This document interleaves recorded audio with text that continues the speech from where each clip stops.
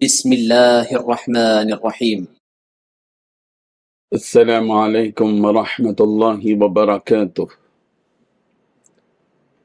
الحمد لله حمدا كثيرا طيبا باركا فيه، والصلاة والسلام على سيد المرسلين محمد وآله وصحبه أجمعين، أما بعد.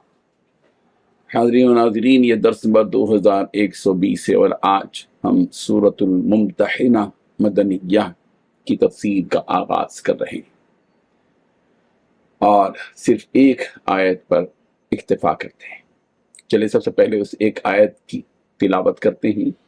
لفظی ترجمے اور ترجمے کے بعد تشریح کرتے ہیں۔ اعوذ باللہ من الشیطان الرجیم، بسم اللہ الرحمن الرحیم۔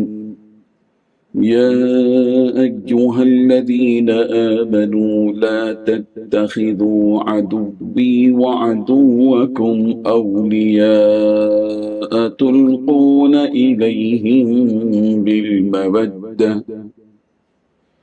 وقد كفروا بما جاءكم من الحق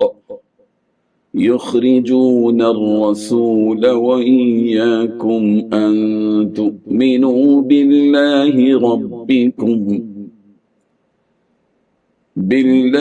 ربكم إن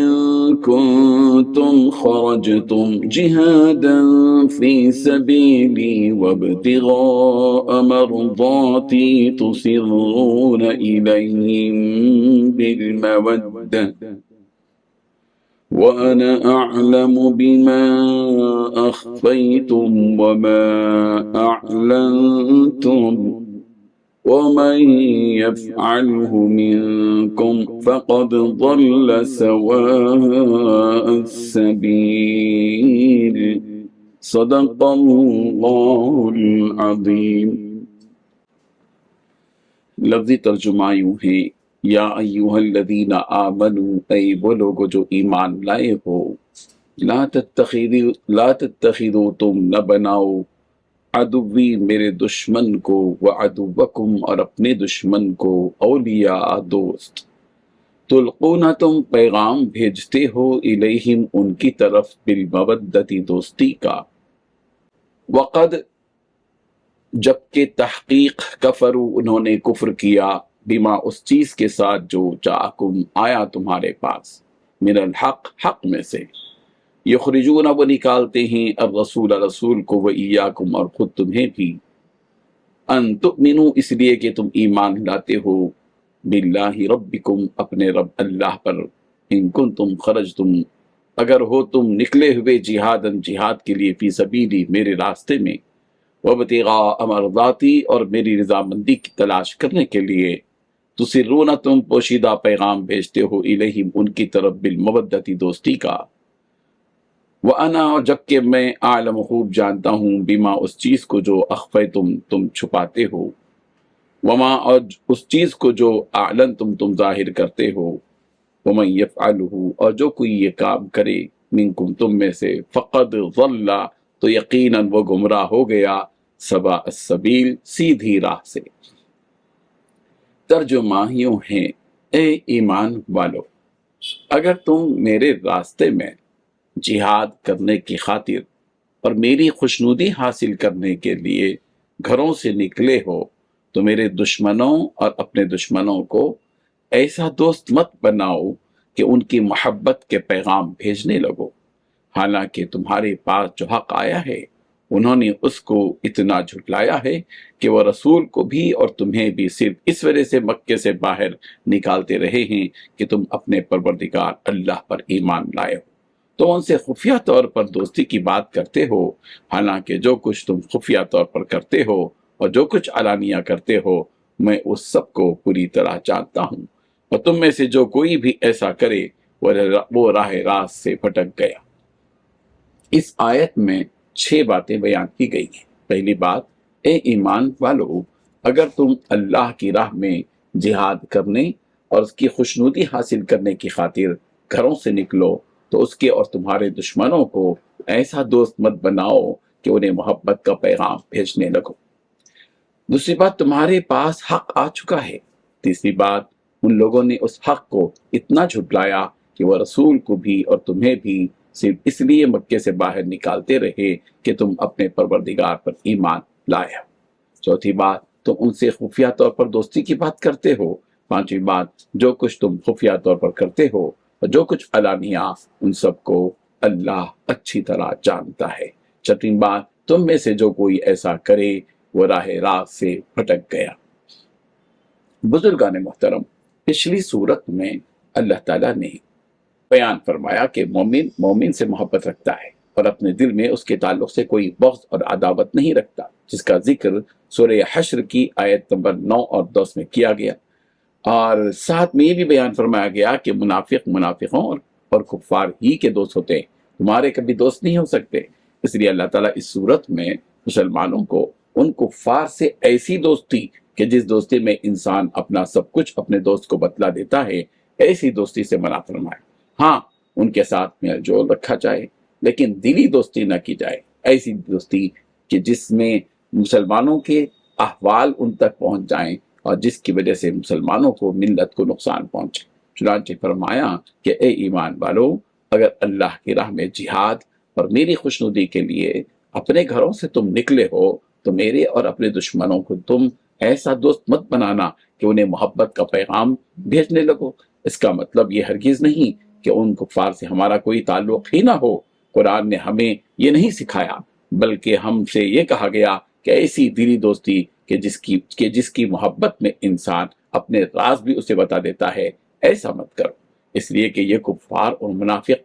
تمہارے سچے دوست کبھی ہو نہیں سکتے۔ اگر تم اپنے راز ان کے سامنے رکھ دو گے تو ہو سکتا ہے کہ وہ تمہیں نقصان پہنچائیں۔ یہ کفار مسلمانوں کے دوست کیوں نہیں ہو سکتے؟ اس کی وجہ یہ ہے کہ وہ تم سے اس لیے دوستی نہیں رکھ سکتے کیونکہ تمہارے دین کو وہ پسند نہیں کرتے، اور اس دین حق کو جسے تم نے اپنایا ہے وہ جھٹلاتے ہیں۔ اور اتنا ہی نہیں، اسی نفرت اور حق کو جھٹلانے کی وجہ سے ان لوگوں نے تمہیں اور رسول اللہ صلی اللہ علیہ وسلم کو اپنے گھر سے اور اپنے وطن سے یعنی مکہ مکرمہ سے نکال دیا اور تم پر ظلم کرتے رہے۔ یہی وجہ ہے کہ تم اپنے پروردگار پر ایمان لے آئے۔ تو جب اس اسلام کی وجہ سے ان کافروں کے دلوں میں اتنی نفرت ہے کہ انہوں نے رشتہ داری کا تک لحاظ نہیں رکھا اور تم پر ظلم و ستم کے پہاڑ توڑتے رہے، تو پھر ان سے مخلصانہ دوستی کی کیا امید لگائی جا سکتی ہے؟ اس لیے تم دلی دوستی کرو تو صرف اور صرف مسلمانوں سے کرو، جیسا کہ سورہ مائدہ کی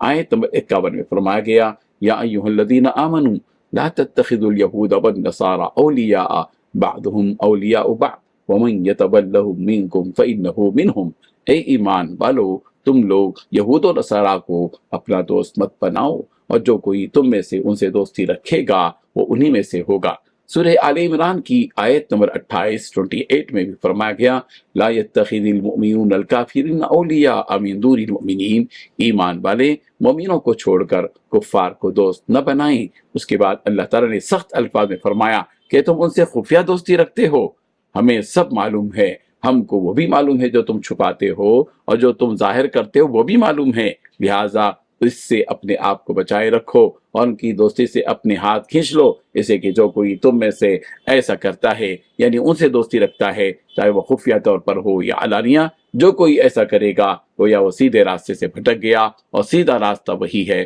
جو اللہ دکھلاتا ہے۔ اس آیت کے شان نزول سے متعلق واقعہ یہ ہے کہ عمر بن صوفی بن ہاشم کی آزاد کردہ بندی جسے سارہ کہا جاتا تھا، نبی رحمت صلی اللہ علیہ وسلم کے پاس مدینے میں آئیں، وہ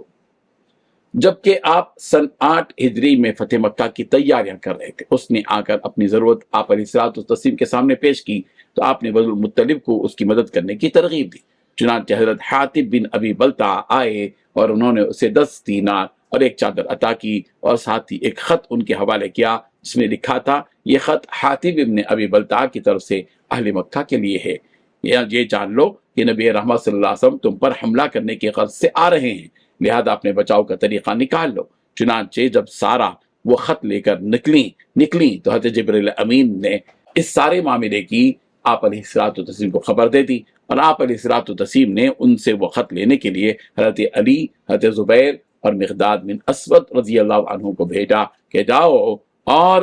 روزہ خاک پر تمہیں ایک بڑھیا ملے گی، اس کے پاس ایک خط ہے، وہ لے کر آؤ۔ چنانچہ وہ سب دوڑتے ہوئے نکلے، اور اسی مقام پر جس مقام کا آپ علیہ الصلوۃ والتسلیم نے بتلایا تھا وہاں ایک بڑھیا تھی۔ چنانچہ ان صحابہ کرام رضی اللہ عنہم نے کہا کہ خط نکالو۔ اس نے کہا کہ میرے پاس تو کوئی خط نہیں ہے۔ آخر میں ان صحابہ رضی اللہ عنہ نے کہا کہ اگر تم نہیں نکالو گی تو تمہاری گردن اڑا دی جائے گی۔ چنانچہ اس گوندی ہوئی چوٹی سے وہ خط نکال کر انہیں اس بوڑھیا نے دے دیا، اور وہ خط لے کر نبی رحمت صلی اللہ علیہ وسلم کے پاس آئے۔ جب اس خط کو کھولا تو وہی مضمون لکھا ہوا تھا جو اوپر بیان کیا گیا۔ یہ پڑھ کر آپ علیہ الصلوۃ والتسلیم نے حضرت حاتب بن ابی بلتعہ سے فرمایا کہ حاتب یہ کیا ہے، تم نے ایسا کیوں کیا؟ حضرت حاتب رضی اللہ عنہ نے فرمایا کہ اللہ کے رسول میرے بارے میں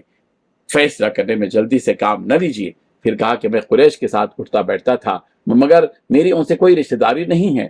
لیکن یہاں جتنے بھی مہاجرین صحابہ ہیں ان سب کی قریش کے ساتھ رشتہ داری ہے، جس کا لحاظ کرتے ہوئے وہ لوگ ان کے گھر بار اور اموال کی حفاظت کریں گے۔ اب چونکہ میری ان سے کوئی رشتہ داری نہیں، اس لیے مجھے اپنے اہل و عیال اور مال کا خوف ہوا، تو میں نے سوچا کہ میں ان پر کچھ ہمدردی کر دوں کہ جس کی وجہ سے وہ لوگ میرے بھی گھر بار کی حفاظت کریں۔ بس یہی سوچ کر میں نے اقدام کیا، اور نہ تو میرا ارادہ کفر کا ہے اور نہ ہی ارتداد کا، اور نہ میں نے اپنے اسلام لانے کے بعد کبھی کفر کو پسند کیا۔ یہ سن کر آپ علیہ الصلوۃ والتسلیم نے فرمایا کہ اس نے سچ کہا۔ یہ سن کر حضرت عمر رضی اللہ عنہ غصے میں آ گئے اور فرمایا کہ اللہ کے رسول آپ مجھے اجازت دیں تو میں اس منافق کی گردن اڑا دوں گا۔ آپ علیہ الصلوۃ والتسلیم نے فرمایا عمر شاید کہ تمہیں یہ بات معلوم نہیں جو اللہ نے ان اہل بدر کے بارے میں کہا ہے کہ تم جو چاہے کرو، اللہ نے تمہاری مغفرت فرما دی۔